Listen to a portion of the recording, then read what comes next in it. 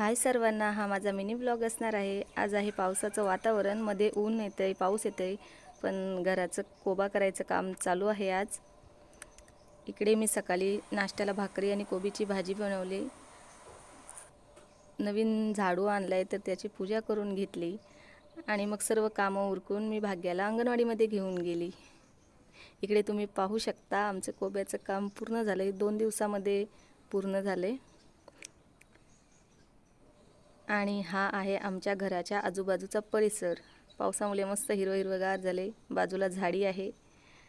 आणि हे तुम्ही जे पाहताय आता ते आहे आमचं शेततलाव। भीमाशंकरच्या इथलं पदरगडाचं दृश्य तुम्ही पाहू शकता। आणि संध्याकाळी मस्त भुईमुगाच्या शेंगा उकडल्या होत्या। आमचे शेरूसॅमी पण आता मस्त फिरायला निघालेत। आणि मग मी रात्रीच्या जेवणाला बनवली मिक्स कडधान्यांची भाजी आणि वरण भात। लुडो पण झोपणार। मिनी ब्लॉग आवडला असेल